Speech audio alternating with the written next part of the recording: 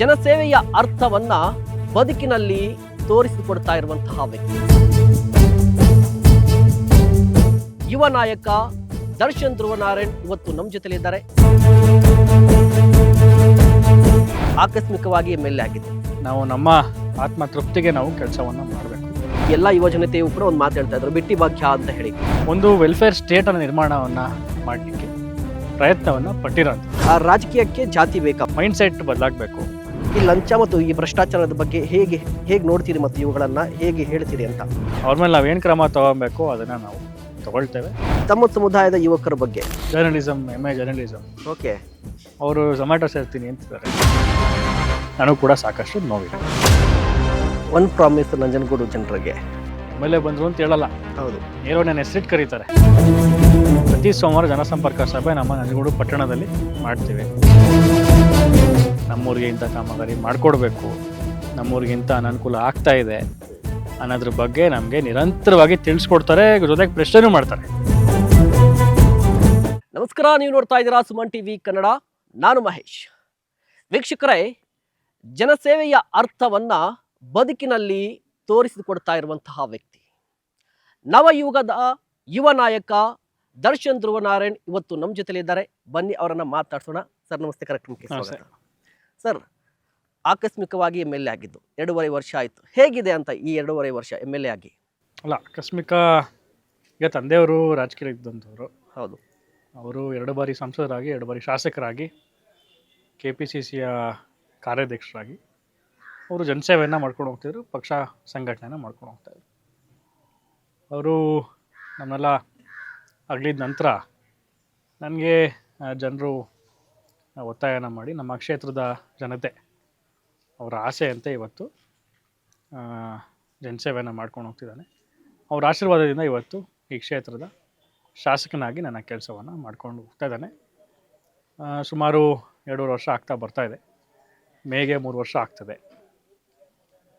ನಮ್ಮ ಸರ್ಕಾರ, ಗೌರವಾನ್ವಿತ ಮುಖ್ಯಮಂತ್ರಿಗಳು ಸಿದ್ದರಾಮಯ್ಯ ಸಾಹೇಬರು, ಹಾಗೇ ಪಕ್ಷದ ಅಧ್ಯಕ್ಷರು DK ಶಿವಕುಮಾರ್ ಸಾಹೇಬರು, ನಮ್ಮ ಹಿರಿಯರಾಗಿರುವಂಥ ಖರ್ಗೆ ಸಾಹೇಬರ ಆಶೀರ್ವಾದದಿಂದ ಯಶಸ್ವಿಯಾಗಿ ಇವತ್ತು ನಮ್ಮ ಕ್ಷೇತ್ರ ಅಭಿವೃದ್ಧಿಯತ್ತ ಸಾಗ್ತಾ ಇದೆ. ಜೊತೆಗೆ ನಮ್ಮ ಪಕ್ಷ, ನಮ್ಮ ಸರ್ಕಾರ ಕೊಟ್ಟ ಮಾತಿನಂತೆ ಇವತ್ತು ನಡ್ಕೊಂಡು ಏನು 5 ಗ್ಯಾರಂಟಿಗಳ ಭರವಸೆಗಳನ್ನು ಕೊಟ್ಟಿದ್ದು ಎಲ್ಲವನ್ನು ಕೂಡ ಈಡೇರಿಸಿ ಪ್ರತಿ ಹಳ್ಳಿಗೆ, ಪ್ರತಿ ಬೀದಿಗೆ, ಪ್ರತಿಯೊಂದು ಮನೆಗೆ ತಲುಪಿಸುವಂಥ ಪ್ರಾಮಾಣಿಕ ಪ್ರಯತ್ನವನ್ನು ನಾವು ಮಾಡ್ತಾಯಿದ್ದೇವೆ. ಜೊತೆಗೆ ಸರ್ಕಾರಕ್ಕೆ ಬರುವಂಥ ಅನುದಾನ ಇದೆ, ಅನುದಾನವನ್ನು ನಾವು ಉಪಯೋಗಿಸ್ಕೊಂಡು ಜನರ ಕೆಲಸವನ್ನು, ಗ್ರಾಮದ ಕೆಲಸವನ್ನು ಪ್ರಾಮಾಣಿಕವಾಗಿ ಮಾಡ್ಕೊಂಡು ಹೋಗ್ತಿದ್ದೇವೆ. ನಮಗೆ ತಂದೆಯವರು ಯಾವಾಗಲೂ ಕೂಡ ಹೇಳೋರು, ನಾವು ನಮ್ಮ ಆತ್ಮ ತೃಪ್ತಿಗೆ ನಾವು ಕೆಲಸವನ್ನು ಮಾಡಬೇಕು ಅನ್ನೋದನ್ನು ಯಾವಾಗಲೂ ಕೂಡ ಅವ್ರು ಹೇಳೋರು. ಅದರಂತೆ ನಾವು ಕೂಡ ನಮ್ಮ ಆತ್ಮ ತೃಪ್ತಿಗೆ ಜನರ ಕೆಲಸವನ್ನು ಇವತ್ತು ಮಾಡ್ಕೊಂಡು ಹೋಗ್ತಾ ಇದ್ದೇವೆ. ಓಕೆ, ಈಗ ನಾವು ಗ್ಯಾರಂಟಿಗಳ ಬಗ್ಗೆ ಮಾತಾಡೋಣ. ಯಂಗ್ಸ್ಟರ್ಸ್ ಎಲ್ಲ ಒಂದು ಮಾತು ಹೇಳ್ತಾ ಇದ್ರು. ನಾರ್ಮಲಾಗಿ ಗ್ಯಾರಂಟಿಗಳು ಬಂದಂಥ ಸಂದರ್ಭದಲ್ಲಿ ಎಲ್ಲ ಯುವ ಜನತೆಯೂ ಕೂಡ ಒಂದು ಮಾತು ಹೇಳ್ತಾ ಇದ್ರು, ಬಿಟ್ಟಿ ಭಾಗ್ಯ ಅಂತ ಹೇಳಿ. ಬಟ್ ನೀವು ಆ್ಯಸ್ ಎ ಯಂಗ್ಸ್ಟರ್ ಗ್ಯಾರಂಟಿಗಳ ಬಗ್ಗೆ ಏನು ಹೇಳ್ತೀರಿ? ಫ್ರೀ ಬೀಸ್ ಯಾವಾಗಲೂ ಕೂಡ ನಾವು ನಮ್ಮ ಸಂವಿಧಾನ, ಬಾಬಾ ಸಾಹೇಬರು ಕೊಟ್ಟಂಥ ಸಂವಿಧಾನ, ಇವತ್ತು ನಾನು ಕೂಡ ಒಬ್ಬ ಶಾಸಕನಾಗಿ ಇಲ್ಲಿ ಕೂತು ಮಾತನಾಡ್ತೀನಿ ಅಂದರೆ ಅದಕ್ಕೆ ಅವ್ರು ಕೊಟ್ಟಂಥ ಸಂವಿಧಾನನೇ ಕಾರಣ. ಗ್ಯಾರಂಟೀಸ್ನ ನಾವು ನೋಡಿದಾಗ ನಮ್ಮ ಭಾರತ ದೇಶದ ಸಂವಿಧಾನದಲ್ಲಿ ಭಾಗ 4 ಏನು ನಮ್ಮ directive principles of state policies ಅಂತ ನಾವೇನು ಹೇಳ್ತೀವಿ, ಅದರ ಅಡಿ ಸಾಕಷ್ಟು ಪ್ರಿನ್ಸಿಪಲ್ಸು, ಸಾಕಷ್ಟು ರೂಪುರೇಷೆಗಳು, ಸಾಕಷ್ಟು ನಮಗೆ ಸಂದೇಶಗಳನ್ನು ನಮಗೆ ನೀಡಿದ್ದಾರೆ. ಅದರಲ್ಲಿ ವಿಶೇಷವಾಗಿ ನಾವು ಇವತ್ತಿನ ದಿವಸ ಬಾಬಾ ಸಾಹೇಬರ ಸಂವಿಧಾನದಲ್ಲಿ ನಮಗೆ ಆ ಒಂದು ಭಾಗದಲ್ಲಿ ಒಂದು ಸ್ಟೇಟ್ ಯಾವ ರೀತಿ ಫಂಕ್ಷನ್ ಮಾಡಬೇಕು, ಸೋಷಲ್ ವೆಲ್ಫೇರ್ ಸ್ಕೀಮ್ಸ್ ಅಂದರೆ ಏನು, ವೆಲ್ಫೇರ್ ಸ್ಟೇಟನ್ನು ಯಾವ ರೀತಿ ನಿರ್ಮಾಣವನ್ನು ಮಾಡಬೇಕು, ಪ್ರತಿಯೊಂದು ಸಮಾಜವನ್ನು, ಧರ್ಮವನ್ನು ಒಗ್ಗೂಡಿಸೋವಂಥ ಕಾರ್ಯವನ್ನು ಯಾವ ರೀತಿ ಮಾಡಬೇಕು, ಪ್ರತಿಯೊಬ್ಬ ನಾಗರಿಕನಿಗೂ ಕೂಡ ಅವರ ಏನು ಜೀವನವನ್ನು ಸಾಗಿಸಲಿಕ್ಕೆ, ಅವರ ಬದುಕನ್ನು ಕಟ್ಕೊಡ್ಲಿಕ್ಕೆ ಸಮಾನತೆಯಾಗಿ ಯಾವ ರೀತಿ ವೆಲ್ಫೇರ್ ಸ್ಕೀಮ್ಸನ್ನು ರಚನೆಯನ್ನು ಮಾಡಬೇಕು ಅನ್ನೋದ್ರ ಬಗ್ಗೆ ಅದರಲ್ಲಿ ಚಿಂತನೆ ಮಾಡಲಾಗಿದೆ, ಸಂದೇಶವನ್ನು ನೀಡಲಾಗಿದೆ. ಅದರಂತೆ ಇವತ್ತಿನ ದಿವಸ ನಮ್ಮ ಪಕ್ಷ, ನಮ್ಮ ಸರ್ಕಾರ 5 ಗ್ಯಾರಂಟಿಗಳನ್ನ ಕೂಡ ಬಾಬಾ ಸಾಹೇಬರು ಕೊಟ್ಟಂಥ ಸಂವಿಧಾನದ ಮೂಲಕನೇ ಇವತ್ತು ಜಾರಿಗೆ ತಂದು ಈ ವೆಲ್ಫೇರ್ ಸ್ಕೀಮ್ಸನ್ನು ರಚನೆಯನ್ನು ಮಾಡಿ ಒಂದು ವೆಲ್ಫೇರ್ ಸ್ಟೇಟನ್ನು ನಿರ್ಮಾಣವನ್ನು ಮಾಡಲಿಕ್ಕೆ ಪ್ರಯತ್ನವನ್ನು ಪಟ್ಟಿರೋಂಥದ್ದು. ಆದ್ದರಿಂದ ನಾವೆಲ್ಲರೂ ಕೂಡ ಸಂವಿಧಾನದ ಆಶಯಗಳನ್ನು, ಬಾಬಾ ಸಾಹೇಬರ ಚಿಂತನೆಗಳನ್ನು, ಅವರ ದೂರದೃಷ್ಟಿಯನ್ನು ಇವತ್ತು ಅನುಷ್ಠಾನಕ್ಕೆ ತರ್ತಾ ಇದ್ದೇವೆ. ನಾನು ಒಬ್ಬ ವಕೀಲನಾಗಿ ನಾನು ಗ್ಯಾರಂಟೀಸ್ನ ವೆಲ್ಫೇರ್ ಸ್ಕೀಮ್ಸ್ ಆಗಿ ಒಂದು ವೆಲ್ಫೇರ್ ಸ್ಟೇಟ್ ನಿರ್ಮಾಣಕ್ಕೆ ಏನು ನಮಗೆ ಪಾಲಿಸೀಸ್ ಅಗತ್ಯವಿದೆ ಆ ರೂಪದಲ್ಲಿ ನಾನು ನೋಡಲಿಕ್ಕೆ ಇಷ್ಟವನ್ನು ಪಡ್ತೇನೆ. ನಮ್ಮ ಯುವಕರು ಕೂಡ ಅದನ್ನೇ ನಾನು ಅವ್ರಿಗೆ ಸಂದೇಶವನ್ನು ಕೊಡಲಿಕ್ಕೆ ನಾನು ಬಯಸ್ತೇನೆ. ಇದು ಯಾವುದೇ ರೀತಿಯಾದಂಥ ಬಿಟ್ಟಿ ಭಾಗ್ಯ ಅಲ್ಲ.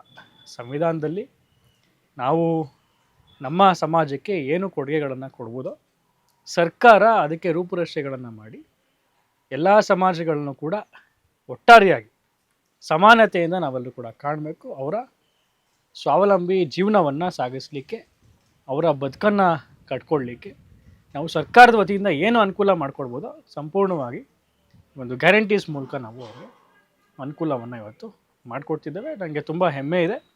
ನಮ್ಮ ಸರ್ಕಾರ, ನಮ್ಮ ಪಕ್ಷ ಇಂಥ 5 ಗ್ಯಾರಂಟಿಗಳನ್ನು ಕೂಡ ಕೊಟ್ಟು ಇವತ್ತು ಅದ್ಭುತವಾದಂಥ ಕಾರ್ಯವನ್ನು ಮಾಡ್ತಿದೆ ಅನ್ನೋದಕ್ಕೆ ತುಂಬ ಹೆಮ್ಮೆ ಇದೆ.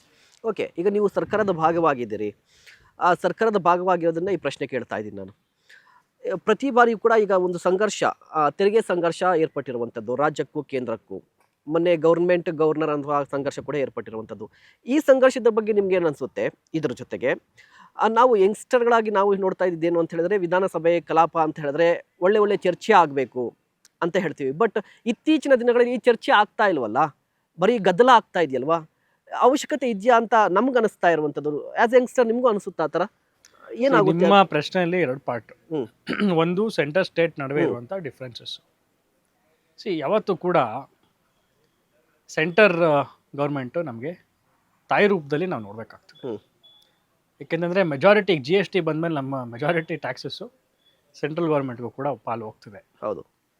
ಅದರಲ್ಲಿ ಇನ್ನೂ ಡೀಪು ನಾವು ಫೈನಾನ್ಸ್ ಕಮಿಷನ್ನ ಡೆವಲ್ಯೂಷನ್ ಏನಿದೆ, ಫಾರ್ಮುಲಾ ಏನಿದೆ, ಅದ್ರ ಬಗ್ಗೆ ಕೂಡ ಸಾಕಷ್ಟು ಚರ್ಚೆ ಮಾಡ್ಬೋದು.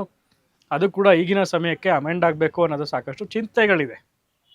ಏಕೆಂತಂದರೆ ಕರ್ನಾಟಕ ರಾಜ್ಯ ಅತಿ ಹೆಚ್ಚು ತೆರಿಗೆ ಹಣವನ್ನು ಸೆಂಟ್ರಲ್ ಗೌರ್ಮೆಂಟ್ಗೆ ಇವತ್ತು ನೀಡ್ತಾ ಇರೋಂಥದ್ದು. ಅದರಲ್ಲಿ ಅವರು ನಮಗೆ ಎಷ್ಟು ಪಾಲನ ಕೊಡ್ತಿದ್ದಾರೆ, ಪಾಲನ ಕೊಡಲಿಕ್ಕೆ ಡೆವಲ್ಯೂಷನ್ ಫಾರ್ಮುಲಾ ಏನು, ಆ ಫಾರ್ಮುಲಾನ ನಮಗೆ ಅಮೆಂಡ್ ಮಾಡಲಿಕ್ಕೆ ನಮಗೆ ಏನು ಅವಕಾಶಗಳಿದೆ, ಅಮೆಂಡ್ ಆದಮೇಲೆ ನಮಗೆ ಏನೇನು ಅನುಕೂಲಗಳಾಗ್ತದೆ, ಇದೆಲ್ಲ ಸಾಕಷ್ಟು ಚಿಂತನೆಗಳು ನಮ್ಮ ಮುಂದೆ ಇರೋಂಥದ್ದು. ಜೊತೆಗೆ ಇವತ್ತು ನಮ್ಮ ಸರ್ಕಾರ ಆಗಿರ್ಬೋದು, ನಮ್ಮ ರಾಜ್ಯ ಆಗಿರ್ಬೋದು, ತುಂಬ ಫಾರ್ವರ್ಡ್ ಥಿಂಕಿಂಗ್ ಇರುವಂಥ ಒಂದು ರಾಜ್ಯ, ಅತಿ ಹೆಚ್ಚು ತೆರಿಗೆಯನ್ನು ಕಲೆಕ್ಟ್ ಮಾಡುವಂಥ ರಾಜ್ಯ, ಅತಿ ಹೆಚ್ಚು ರೆವೆನ್ಯೂ ಜನ್ರೇಟಿಂಗ್ ಇರುವಂಥ ಒಂದು ರಾಜ್ಯ. ಇಂಥ ರಾಜ್ಯದ ಗವರ್ನೆನ್ಸ್ ಹೇಗಿರಬೇಕು ಅನ್ನೋದ್ರ ಬಗ್ಗೆ ಇವತ್ತಿನ ದಿವಸ ನಮ್ಮ ಕಾಂಗ್ರೆಸ್ ಸರ್ಕಾರ ಇವತ್ತು ಚಿಂತನೆಯನ್ನು ಮಾಡ್ತಾರೆ. ಜೊತೆಗೆ ಇವತ್ತು ನೀವು ಹೇಳಿದ್ರಿ ಸೆಂಟ್ರಲ್ ಸ್ಟೇಟು ಡಿಫ್ರೆನ್ಸು ಸಾಕಷ್ಟು ಇದೆ ಅನ್ನೋದನ್ನು ಹೇಳಿದ್ರಿ. ಈಗ ನಿಮಗೆ ಒಂದು ಉದಾಹರಣೆ ಕೊಡೋದಾದರೆ, ಈಗ ನಮ್ಮ ಗ್ರಾಮೀಣ ಭಾಗದಲ್ಲಿ ನರೇಗಾ ಅಂತ ಯೋಜನೆ ಇತ್ತು. ಹೌದು. 2004ರಲ್ಲಿ ನರೇಗಾ ಅಂತ ಯೋಜನೆ ನಮಗೆ ಬಂತು. 5ರಲ್ಲಿ ಅಫಿಷಿಯಲ್ ಆಗಿ ಚಾಲನೆಗೆ ಬಂತು. 9ರಲ್ಲಿ ನರೇಗಾ ಅಂತ ಮರುನಾಮಕರಣ ಆಯಿತು. ಮಹಾತ್ಮ ಗಾಂಧೀಜಿಯವರ ಹೆಸರನ್ನ ಸೇರ್ಪಡೆ ಮಾಡಿ ನರೇಗಾ ಅಂತ ಆಯಿತು. ಅದಾದ ನಂತರ ಈಗ ಸೆಂಟ್ರಲ್ ಗೌರ್ಮೆಂಟು ಅದನ್ನು ರಿಪೀಲ್ ಮಾಡಿ VB ಗ್ರಾಮ್ ಜಿ ಅನ್ನೋ ಒಂದು ಯೋಜನೆನ ಇವತ್ತು ತಂದಿದೆ. ನಾನು ಎಲ್ಲ ಡೀಪಾಗಿ ಹೋಗೋದಿಲ್ಲ, ಒಂದು ಮೇಜರ್ ಡಿಫ್ರೆನ್ಸ್ ನಾನು ಹೇಳ್ತೀನಿ. ಓಕೆ. ನರೇಗಾ ಯೋಜನೆಯಲ್ಲಿ ಬಾಟಮ್ ಟು ಟಾಪ್ ಅಪ್ರೋಚ್ ಇತ್ತು. ಈಗ ಒಂದು ಗ್ರಾಮ ನಮ್ಮೂರು, ಓಕೆ, ನಮ್ಮೂರು ಶಾಲೆ ಇದೆ, ಶಾಲೆಗೆ ಕಾಂಪೌಂಡ್ ಆಗಬೇಕು, ಅದನ್ನು ಆ್ಯಕ್ಷನ್ ಪ್ಲಾನಿಗೆ ಸೇರಿಸಿ ಇಲ್ಲಿಂದ ಕಳಿಸ್ಕೊಟ್ರೆ ಅನುದಾನ ಎಷ್ಟಿದೆ, ಮೆಟೀರಿಯಲ್ ಬಿಲ್ನ ಏನಾಗಬೇಕು, ಲೇಬರ್ ಏನಿದೆ ಅದೆಲ್ಲ ಕೂಡ ಮಾಡ್ಕೊಡೋರು. 90:10 ಇತ್ತು. ಈಗ 40-60 ಆಗಿದೆ. ಹೌದು, ತಮಗೆ ಕೂಡ ಗೊತ್ತಿದೆ. ಜೊತೆಗೆ ಟಾಪ್ ಟು ಬಾಟಮ್ ಅಪ್ರೋಚ್, ಅಲ್ಲಿ ಒಂದು ಸಮಿತಿಯನ್ನು ಮಾಡಿ ಅವರು ಮಾಹಿತಿ ಕಲೆ ಹಾಕಿ ನಮ್ಮೂರಿನಲ್ಲಿ ಏನು ಕೆಲಸ ಆಗಬೇಕು ಅಂತ ಅಲ್ಲಿಂದ ಬರೋ ಅಂಥದ್ದು. ನಾನು ಹೇಳ್ತಿರೋದು ಮೇಜರ್. ಓಕೆ ಓಕೆ, ಸಾಕಷ್ಟು ವಿಚಾರಗಳಿದೆ. ಅದರಿಂದ ಇಂಥ ಒಂದು ಚೇಂಜಸ್ಸನ್ನು ಏಕಾಏಕಿ ಯಾವುದೇ ಸ್ಟೇಟ್ ಗೌರ್ಮೆಂಟ್ಸು ಜೊತೆಗೆ ಯಾವುದೇ ರೀತಿಯಾದಂತಹ ಕನ್ಸಲ್ಟೇಷನನ್ನು ಮಾಡಿದೆ, ಯಾರದೇ ಒಪಿನಿಯನನ್ನು ಸ್ವೀಕಾರ ಮಾಡಿದೆ, ಏಕಾಏಕಿ ಆರ್ಬಿಟ್ರರಿಯಾಗಿ ಈ ರೀತಿಯಾದಂತಹ ನಿರ್ಧಾರವನ್ನು ತಗೊಂಡಿರೋದ್ರಿಂದ ಸಹಜವಾಗಿ ನಮ್ಮ ವಿರೋಧ ಇರದೇ ಇರ್ತದೆ. ಓಕೆ. ಇಂಥ ವಿಚಾರಗಳಲ್ಲಿ ನಾವು ಕೂಡ ನಮ್ಮ ಗ್ರಾಮೀಣ ಭಾಗದ ಏನು ಏಕತೆಗಾಗಿ, ನಮ್ಮ ಸ್ವಾವಲಂಬಿ ಜೀವನಕ್ಕಾಗಿ ನಾವು ನಮ್ಮ ಹೋರಾಟವನ್ನು ಮಾಡಬೇಕಾಗ್ತದೆ. ಅದೇ ರೀತಿ ಈಗ ನಾನು ಈಗಾಗಲೇ ಹೇಳ್ದಂತೆ ಡೆವಲ್ಯೂಷನ್ ಫಾರ್ಮುಲಾ ಕೂಡ ನಮಗೆ ಅದೇನು ಅನುಕೂಲ ಆಗ್ತಾಯಿಲ್ಲ. ಈ GST ಹಣ ಕೂಡ ನಮಗೆ ಅಷ್ಟು ಮಟ್ಟಿಗೆ ಬರ್ತಾ ಇಲ್ಲ. ಅದರಿಂದ ಇಂಥ ಹಲವಾರು ವಿಚಾರಗಳಿದೆ. ಈಗ ನಮ್ಮಲ್ಲಿ ನಾನು ಎಕ್ಸಾಂಪಲ್ ಕೊಡೋದಾದರೆ, ನಮ್ಮ ತಾಲೂಕಲ್ಲಿ ಸಾಕಷ್ಟು ಕೆಲಸಗಳು ಆಗಬೇಕಾಗಿದೆ, ಇವಾಗಲೂ ಕೂಡ ಆಗಬೇಕಾಗಿದೆ. ನಮ್ಮಲ್ಲಿ ಈಗ ನಮ್ಮ ಚಿನ್ನದಗುಡಿ ಉಂಡಿ ಅಲ್ಲಿ ಒಂದು ರೈಲ್ವೆ ಓವರ್ ಬ್ರಿಡ್ಜ್ ಆಗಬೇಕಾಗಿದೆ. ಜೊತೆಗೆ ನಮ್ಮ ಟೌನ್ ಭಾಗದಲ್ಲಿ ಅಲ್ಲೂ ಕೂಡ ಆರೋಗ್ಯ ಆಗಬೇಕಾಗಿದೆ. ಅದೆಲ್ಲ ಈಗಾಗಲೇ ಮಂಜೂರಾಗಿರೋ ಅಂಥದ್ದು. ಅದಕ್ಕೆ ಹೆಚ್ಚಿನ ಅನುದಾನವನ್ನು ಸೆಂಟರ್ ಸ್ಟೇಟ್ ಅದು ಇಬ್ಬರು ಕೂಡ ಅದಕ್ಕೆ ಅಲೋಕೇಶನ್ ಮಾಡಬೇಕಾಗ್ತದೆ. ಅದರಿಂದ ಇಂಥ ಹಲವಾರು ವಿಚಾರಗಳಿದೆ. ಅದರಲ್ಲಿ ಎಲ್ಲೋ ನಮ್ಮ ರಾಜ್ಯವನ್ನು ಅವರು ಕಡೆಗಣಿಸ್ತಿದ್ದಾರೆ ಅಂತ ನನಗೂ ಕೂಡ ಸಾಕಷ್ಟು ನೋವಿದೆ. ಓಕೆ, ನಾನು ಇನ್ನೊಂದು ಪ್ರಶ್ನೆ ಕೇಳಿದೆ, ಅದರ ಕಂಟಿನ್ಯೂ ಆಗಿಬಿಟ್ಟು ಕಲಾಪಗಳಲ್ಲಿ ಚರ್ಚೆ ಹೇಗಿರಬೇಕಿತ್ತು ಅಂತ ಹೇಳಿ. ಆ ಚರ್ಚೆಗಳು ಯಾಕೋ ಇತ್ತೀಚಿನ ದಿನಗಳಲ್ಲಿ ಆಗ್ತಾ ಇಲ್ಲ ಅಂತ, ಅದು ನಿಮ್ಗೆ ಅನಿಸ್ತಾ ಇದೆಯಾ ಅಂತ? ಈಗ ಸದನದಲ್ಲಿ ಎಲ್ಲ ರೀತಿಯ ಚರ್ಚೆಗಳು ಕೂಡ ಆಗ್ತದೆ. ಈಗ ನಮಗೆ ಪ್ರಶ್ನೆ ಕೇಳುವಂಥ ಒಂದು ಅವಕಾಶ ಕೂಡ ಇರ್ತದೆ. ನಮ್ಮ ಕ್ಷೇತ್ರಕ್ಕೆ ಸಂಬಂಧಪಟ್ಟಂಥ ಸಮಸ್ಯೆಗಳನ್ನು ನಾವು ಸಂಬಂಧಪಟ್ಟಂಥ ಸಚಿವರಿಗೆ ಕೇಳೋವಂಥ ಅವಕಾಶ ಇರ್ತದೆ. ಜೊತೆಗೆ ಗಮನವನ್ನು ಕೂಡ ಸೆಳೀಲಿಕ್ಕೆ ಒಂದು ಅವಕಾಶ ಇದೆ. ಏನು ಇಶ್ಯೂಸ್ ಇದೆ, ಎಮರ್ಜೆನ್ಸಿ ಇರುವಂಥ ಇಶ್ಯೂಸ್ ಏನಿದೆ ಅದನ್ನು ಕೂಡ ಗಮನ ಸೆಳೆಯೋ ಸೂಚನೆಯಲ್ಲಿ ನಾವು ಕೂಡ ಗಮನ ಸೆಳೀಲಿಕ್ಕೆ ಒಂದು ಅವಕಾಶ ನಮ್ಮ ಸದನದಲ್ಲಿ ಇದೆ. ಜೊತೆಗೆ ಚರ್ಚೆ ಮಾಡುವಂಥ ಕೂಡ ಅವಕಾಶ ನಮಗೆ ಬೇರೆ ಬೇರೆ ಇಶ್ಯೂಸ್ ಬಗ್ಗೆ ನಮಗೆ ಅವಕಾಶ ಇರೋ ಅಂಥದ್ದು. ವಿಶೇಷವಾಗಿ ನಮ್ಮ ಪಾಲಿಸೀಸು, ಯಾಕಂದರೆ ನಮಗೆ ಎಲ್ಲ ಜನ ಇವತ್ತು ಅವಕಾಶ ಮಾಡಿ ನಮಗೆ ಸದನಕ್ಕೆ ಕಳಿಸಿ ಅಂದರೆ ಸದನದಲ್ಲಿ ಪಾಲಿಸೀಸನ್ನು ಮಾಡಲಿಕ್ಕೆ, ನಾವು ಪಾಲಿಸಿ ಮೇಕರ್ಸ್ ಆಗಿ ಅಲ್ಲಿ ಕೂತು ನಮ್ಮ ಕೆಲಸವನ್ನು ಮಾಡಲಿಕ್ಕೆ. ಈಗ ಪಾಲಿಸಿ ಮೇಕಿಂಗ್ ಅಂತ ಬಂದಾಗ ಸಾಕಷ್ಟು ನಮ್ಮಲ್ಲಿ ಪಾಲಿಸೀಸ್ ಇದೆ, ಸಾಕಷ್ಟು ನಮಗೆ ಶಾಸನಗಳಿದೆ. ಅದನ್ನು ಸಾಕಷ್ಟು ಅಮೆಂಡ್ಮೆಂಟ್ಗಳು ಬರ್ತವೆ. ಕೆಲವೊಂದು ರಿಪೀಲ್ ಆಗಿ ಹೊಸ ಕಾಯ್ದೆಯನ್ನು ಕೂಡ ತರುವಂಥದ್ದು ಸಾಕಷ್ಟು ಬರ್ತದೆ.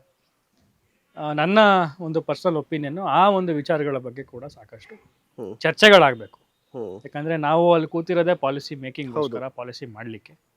ಆ ಒಂದು ಭಾಗದಲ್ಲೂ ಕೂಡ ಚರ್ಚೆಗಳು, ಎಲ್ಲ ಕಾಯ್ದೆಗಳ ಮೇಲೂ ಕೂಡ ನಾವು ಚರ್ಚೆಯನ್ನು ಇನ್ ಡೀಟೇಲ್ ಮಾಡಬೇಕಾಗುತ್ತೆ. ಅದರಲ್ಲಿ ನನ್ನ ಪರ್ಸನಲ್ ಒಪಿನಿಯನ್ ಇರೋಂಥದ್ದು ಆ ವಿಚಾರಗಳ ಬಗ್ಗೆ ಹೆಚ್ಚು ನಾವು ಸಮಯವನ್ನು ಕೊಡಬೇಕಾಗ್ತದೆ. ಎಸ್ಪೆಷಲಿ ನಮ್ಮಂಥ ಯುವಕರಿಗೆ. ಯಾಕಂದರೆ ನಾನು ಕೂಡ ಒಬ್ಬ ವಕೀಲನಾಗಿ, ಒಬ್ಬ ಕಾನೂನಿನ ವಿದ್ಯಾರ್ಥಿಯಾಗಿ, ವಿಶೇಷವಾಗಿ ನಾನು ಕೂಡ ನನ್ನ ಮಾಸ್ಟರ್ಸನ್ನು ಪಬ್ಲಿಕ್ ಪಾಲಿಸಿನಲ್ಲಿ ಮಾಡಿದ್ದೇನೆ. ಆದ್ದರಿಂದ ನನಗೂ ಕೂಡ ಸಾಕಷ್ಟು ಇಂಟ್ರೆಸ್ಟ್ ಇದೆ ಪಾಲಿಸಿ ಮೇಕಿಂಗಲ್ಲಾಗಿರ್ಬೋದು. ಜೊತೆಗೆ ಇನ್ನಿತರ ಚರ್ಚೆಗಳು ಪಾಲಿಸಿ ಮೇಕಿಂಗ್ ಸಂಬಂಧಪಟ್ಟ ಸಾಕಷ್ಟು ನನಗೆ ಇಂಟ್ರೆಸ್ಟ್ ಇರೋದ್ರಿಂದ ನನ್ನ ಒಪಿನಿಯನ್ ಅದು ಪಾಲಿಸಿ ಮೇಕಿಂಗ್ ಮೇಲೇ ಜಾಸ್ತಿ ಚರ್ಚೆ ಆಗಬೇಕು ಅನ್ನೋ ನನ್ನ ಒಪಿನಿಯನ್. ಓಕೆ, ಈಗ ಇತ್ತೀಚಿನ ದಿನಗಳಲ್ಲಿ ಜಾತಿ ಗಣತಿ ಮತ್ತು ಜಾತಿ ವಿಚಾರ ರಾಜ್ಯದಲ್ಲಿ ಸಾಕಷ್ಟು ಚರ್ಚೆ ಬರ್ತಾ ಇರುವಂಥದ್ದು. ರಾಜಕೀಯಕ್ಕೆ ಜಾತಿ ಬೇಕಾ? ಒಂದು ಜಾತಿ ಗಣತಿ ಬಗ್ಗೆ ಹೇಗೆ ನೋಡ್ತಿದ್ದೀರಿ ನೀವು ಅಂತ? ಅಲ್ಲ, ಅದು ಜಾತಿ ಗಣತೆ ಅದಕ್ಕಿಂತ ಮಾಹಿತಿ ಸಂಗ್ರಹ. ಮಾಹಿತಿ ಸಂಗ್ರಹ and it is not mandatory. It is not mandatory. ಮಾಹಿತಿಯನ್ನು ಸಂಗ್ರಹಣ ಮಾಡ್ತಾ ಇರೋಂಥದ್ದು ನಮ್ಮಲ್ಲಿ ಯಾವ ರೀತಿಯಾದಂಥ ಮತ್ತಷ್ಟು ಸರ್ಕಾರದಿಂದ ಯಾವ ರೀತಿಯಾದಂಥ ಯೋಜನೆಗಳನ್ನು ರೂಪಿಸ್ಬೋದು ನಮ್ಮ ಸಮಾಜದಲ್ಲಿ. ಯಾಕಂದರೆ ನಮ್ಮ ಭಾರತ ದೇಶ ಹಲವಾರು ಧರ್ಮಗಳಿದೆ, ಹಲವಾರು ಜಾತಿಗಳಿದೆ, ವಿಭಿನ್ನತೆ ಇರುವಂಥ ದೇಶ, ಡೈವರ್ಸ್ ನೇಷನ್ ಅಂತ ನಾವು ಹೇಳ್ತೀವಿ. ತುಂಬ ಡೈವರ್ಸಿಟಿ ಇರುವಂಥ ಒಂದು ದೇಶ. ಆದ್ದರಿಂದ ಇಂಥ ದೇಶದಲ್ಲಿ ನಮಗೆ ಮಾಹಿತಿಯನ್ನು ಕಲೆ ಹಾಕಬೇಕಾಗ್ತದೆ. ಯಾವ ಸಮಾಜಕ್ಕೆ ನಾವು ಹೆಚ್ಚಿನ ಅನುಕೂಲವನ್ನು ಮಾಡಿಕೊಡ್ಬೇಕು, ಯಾವ ಸಮಾಜ ಆರ್ಥಿಕವಾಗಿ ಹಿಂದುಳಿದಿದೆ, ಎಲ್ಲಿ ಕೆಲಸಗಳಾಗ್ತಾ ಇಲ್ಲ ಅಂಥ ಕಡೆ ನಾವು ಫೋಕಸ್ಡ್ ಡೆವಲಪ್ಮೆಂಟನ್ನು ಮಾಡಲಿಕ್ಕೆ ಈ ಒಂದು ಮಾಹಿತಿ ನಮಗೆ ಅನುಕೂಲ ಆಗಲಿದೆ. ನಾನು ಈ ಒಂದು ಏನು ತಮ್ಮ ಏನು ಹೇಳಿದ್ರಿ, ಏನು ಜಾತಿ ಗಣತಿ, ನಾನು ಅದನ್ನು ಈ ರೀತಿ ವ್ಯೂ ಮಾಡ್ತೀನಿ.